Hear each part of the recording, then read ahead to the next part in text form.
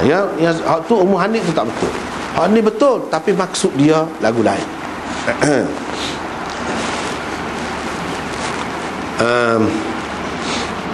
Lepas pada tu belah lah, belah dada. Pembelahan dada Nabi SAW, tu nota 354, dikenali dalam istilahnya dengan istilah syaqqus sadr. Yang lebih tepatnya ialah syarhus sadr. Itu yang lebih tepat. Tak apa, nak terima syaqqus sadr pun tak apa. Tetapi bukan semata-mata belah, tetapi dengan maksud syarh, nak buka, cerah. Alam nashrah laka sadrak. Tu Quran. Dalam Quran tak ada istilah syaqqa, tak ada. Yang ada syarh. Alam nashrah laka sadrak. Ada syarh, bukan syaq. Itu istilah Quran. Lepas tu dalam hadis pun ada juga guna perkataan syuriha sadri. Ada juga. Bermakna hak tu hak lebih utama, maksud sebenar. Syarhus sadr, lapangkan dada, buka dada. Tidak semesti buka dada hak sahih ni. Hak dalam tu, hak tu lebih penting. Untuk dimasukkan kemampuan, tenaga, kuasa yang dapat dia menghadapi apa yang dia akan hadapi pada malam itu. Kalau tak ada tu tak gerak. Tak gerak. Walaupun dia seorang Nabi pun, walaupun dia seorang Nabi pun tak gerak. Dia kena ada persediaan sebelum pergi. Inilah yang dikatakan syaqqus sadr. Syak makna belah lah. Belah sungguh lah. Memang betul tu, belah tu. Tetapi maksud sebenarnya untuk syarhus sadr, biar cerah hati, biar kuat hati, biar bertenaga, dan ada kemampuan yang cukup. Itu maksud syarh. Rabbi syrah li sadri wa yassir li amri. Isyrah juga kait dengan dada. Syarh digunakan dalam Quran. Apa makna syarh? Buka dada, mudah ingat, faham gapo semua tu. Itu maksudnya. Dalam istilah Quran, syarh. Kalau dalam hadis ni pun kita kena sesuaikan dengan Quran, maksud dia. Walaupun berlaku sungguh belah tu, syak itu, tetapi maksudnya ialah bukan semata-mata belah kerana nak tubik penyakit kospo, kerana nak baiki kospo biasa ni kan. Bukan dengan maksud tu, tetapi dengan maksud syarhus sadr. Bukan dengan maksud nak hilangkan hak somak kau gapo kau, kita kata tak ada maksud tu. Itu maksud syaqqus sadr. Dia sebut sini, Jibril lalu dia membelah dadaku. Dia guna perkataan syak lah sini, dan membasuhnya dengan air zam-zam. Lepas tu dimasukkan, dibawa satu bekas emas yang penuh dengan hikmat dan keimanan. Lepas tu dia tuangkan ke dalam dada, ke dalam jantung. Kemudian menutupnya semula. Tutup semula.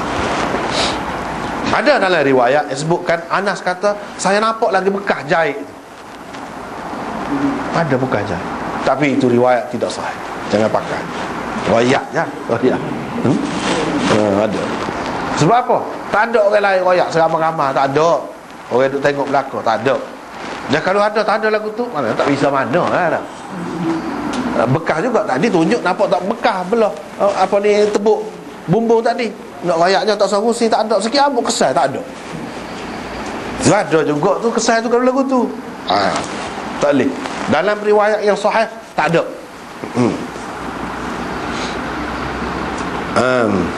Hak malam ni kan berlaku banyak benar isyaratnya kepada umat. Antara isyaratnya gapo dia? Sini. Belah dada. Pada masa tu ni, lepas pada tu lagi, hak masa zaman Mu'tazilah duduk bahas dengan ahli sunnah. Masa tu pun geger. Lepas pada Nabi kita berapa ratus tahun dah. Tak boleh terima lagi belah dada ni. Tak siapa lagi ilmu manusia. Belah mati dia. Dengan sebab itu dia tolak semua hadis-hadis. Mu'tazilah tolak hadis-hadis ni. Walaupun hadis ni sahih, ada dalam Bukhari ni, memang tolak. Tapi orang ahli sunnah, ulama-ulama hadis khususnya, jaga boleh hadis. Pemerintah sibuk benar lah dengan pemerintah pada masa tu. Pasal pemerintah ikut Mu'tazilah sebahagiannya. Dia seboleh-bolehnya dia nak hapuskan lah ni mencemarkan nama baik Islam kononnya lah gitu. Dia kata tetapi ulama-ulama ni cermat, dia jaga betul-betul. Belawai lah pada masa tu. Jaga-jaga siapa pada masa tu. Kalau demo tu habis tak ada, tak siapa lah kita. Tapi ini amanah, dan ini perjuangan ulama-ulama dulu jaga hadis. Ini memang masalah. Kita kena jaga molek. Tak masuk akal kita putus cara lah tu. Islam ni bukan untuk satu zaman. Bukan untuk orang masa tu saja. Kita tak boleh terima hari ni. Boleh jadi satu hari nanti kita akan boleh terima. Tak sedut cara hak tu. Kita tak nampak, tak ada orang buat lagi, tak ada berlaku. Tak secam. Kita jaga hak tu. Amanah untuk orang kemudian. Memang sampai ke zaman kita, zaman kemudian ni tak ada belit.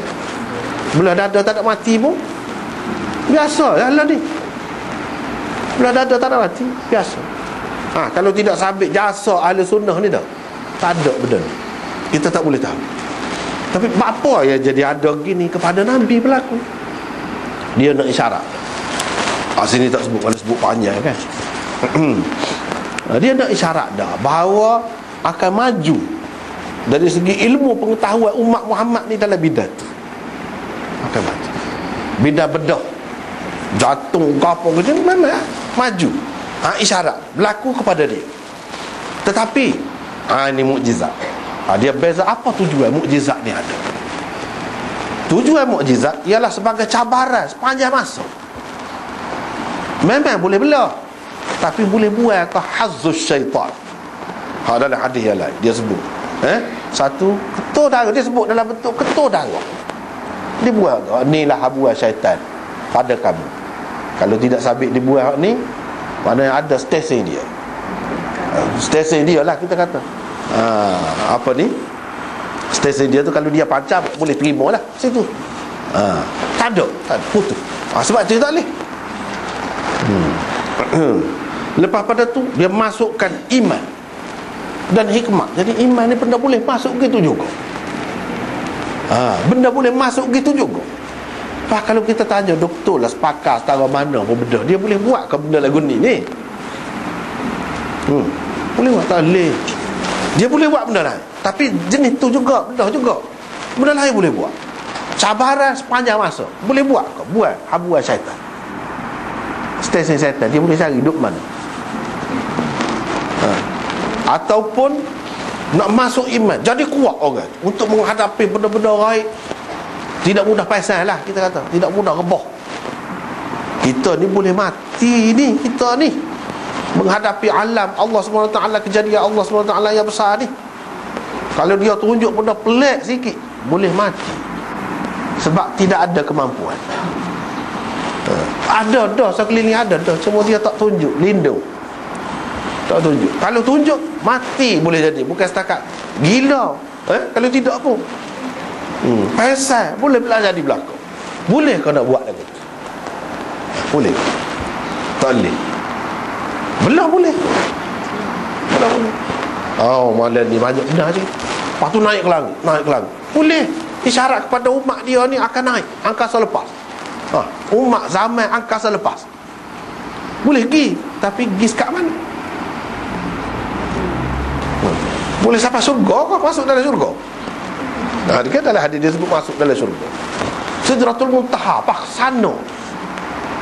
Orang duduk sibuk bulan kau minta merih kau tak tahu mana bawah ni. Langit pertama tak tahu mana lagi. Orang sampai dulu dia duduk sibuk. Pasal dia duduk pegang cerita orang, dia kata bulan duduk atas langit yang pertama, matahari duduk atas langit yang keempat. Lepas tu tebal tiap-tiap langit tu 500 tahun perjalanan, macam-macam dah ceritanya. Pasal ke mana nak pergi kata dia. Dah kalau ada orang jaga tanya orang gitu ni, buka siapa dia? Tanya kita semua. Tu Jibril dengan Nabi tu tanya, "Pahala kafir lagu mana?" Balah satu ketika dulu. Antara nak terima tak boleh terima. Ni kata macam mana nak naik? Tak boleh naik. Masalahnya kita duduk kata bulan tu duduk atas langit yang pertama tu, betul ke tidak dulu? Waktu duduk atas langit yang kepak matahari, waktu dulu tak betul. Sebab itulah kalau mengaji hadis selesai. Dia tak ada ayat dalam lagu tu. Tidak sahih. Tidak setiap benda cerita ni kita boleh telan selalu. Ada kaedah dia. Kalau kita pakai hak ni, tak ada dah. Bawah belakang. Hak tu pun letih dah. Habis dah sumber tenaga. Bombing ni cari habis. Nak naik. Tapi boleh ke naik ambil semaya ke? Supaya Nabi terima semaya. Nampak kau tu ni boleh. Dia tak akan nampak benda tu. Tak akan dapat. Hak tu mukjizat. Itu bezanya naik sebagai mukjizat dengan naik sebagai biasa.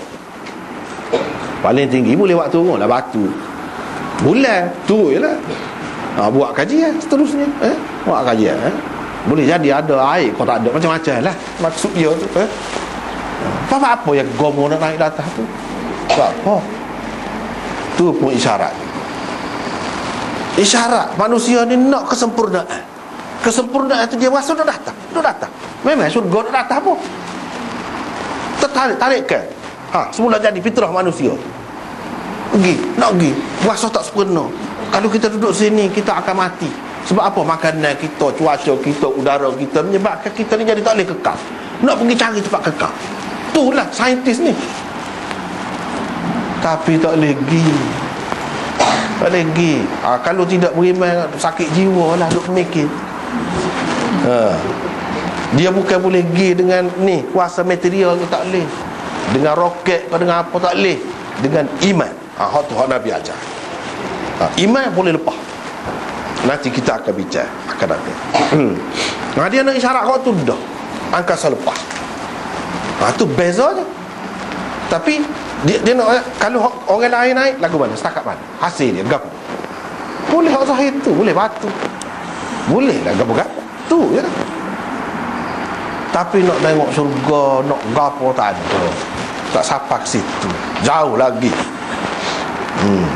Itu juga isyarat.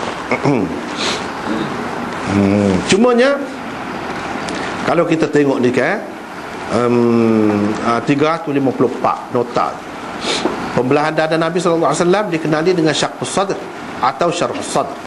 Mengikut sesetengah ulama, ia telah berlaku beberapa kali. Yang pertama, sebelum Isra' Mi'raj. Yang kedua, ketika Nabi SAW berada di perkampungan penyusunya Halimah. Inilah dua syaqqus sadr yang masyhur dan popular di kalangan muhaddithin. Ramai orang timur. Ketiga, ketika baginda sallallahu alaihi wasallam berumur 10 tahun. Ada juga. Keempat, di Gua Hira sebelum menerima wahyu pertama. Kelima, satu lagi pembelahan dada disebut oleh Hafiz Ibn Hajar, iaitu ketika berumur 20 tahun. Tetapi beliau sendiri mengatakan ia tidak sabit. Tidak sabit ni sebab tak adilah. Pembelahan dada yang berlaku ketika Nabi SAW berada di perkampungan penyusunya Halimah adalah sebagai persediaan awal untuk jawatan kenabian yang akan disandangnya. Apabila Jibril membuang segumpal darah dari jantung baginda SAW sambil beliau berkata, inilah habuan syaitan pada dirimu jika ia tidak dibuang. Pembelahan yang berlaku sebelum Isra' Mi'raj pula adalah untuk memberi kekuatan kepada beliau sallallahu alaihi wasallam demi menghadapi keajaiban dan kehebatan di alam tinggi. Pembelahan dada Rasulullah sallallahu alaihi wasallam yang sabit berdasarkan hadis yang sahih sebenarnya hanya satu sahaja, iaitu pembelahan sebelum Isra' Mi'raj. Adapun yang lain-lain itu masih lagi dipertikaikan oleh ulama hadis. Itu ialah rekah cerita. Hak lain-lain tak sahih, tak ada sahih.